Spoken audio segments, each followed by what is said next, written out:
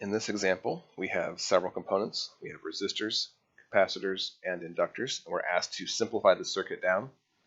So we'll get down to a single resistor, a single capacitor, and a single inductor. So similar to all of these, so first off, hopefully you can see that all these elements are in parallel. They all share the same top node and the same bottom node. You can also find a loop. So there's a loop here that goes to this resistor and this resistor. They're the only two things in that loop. Therefore, those two things have to be in parallel. Similarly, this capacitor, I can do a loop where it's only those two things, so they have to be in parallel. So we could move stuff around and we could redraw the circuit. I could move this 1/8 over here. I could move this 1/4 over here and all of that, but we'll save ourselves some time. We don't have to rearrange this. Basically, they are all going to have this voltage Vs across them, so therefore they're all going to produce the same current regardless of if the 1/8 is over here or over here. It'll produce the same current. It'll have the same voltage across it. So how it acts in the circuit won't change as long as I keep it in parallel. Now, if I move it out of parallel, that will matter. So let's start off by doing our resistors in parallel. So if you remember, we add resistors using reciprocals. So 1 over Re is going to be, so we're going to get 1 over 1/2, which is going to be a 2 over a 1. And then our other one is over here, 1/8. So we're going to get 1 over 1/8, which is an 8 over 1. And if we add those together, you just get a 10. But we're not done. So make sure you flip this so that you get R equivalent, and then you're going to get 1 over 10 ohms.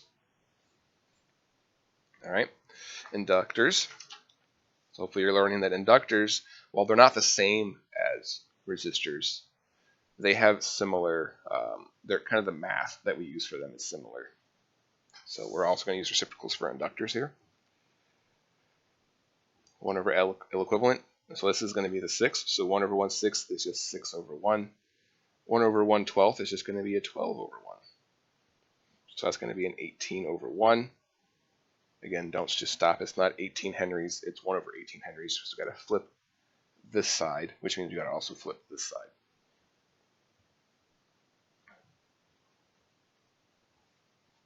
And then capacitors. So capacitors in parallel, the math is a lot easier. We just add them straight up. So C equivalent, and so we have a 1/4, so we're just going to write it as 1/4, and then a 1/10. And then we can put those together. I'm just going to put a 40 on bottom. That's probably a smaller number I could use. Yeah, there's a 20, but we already did this. So that we're going to put a 10 over here. We're going to put a 4 over here. We're going to get a 14 over 40.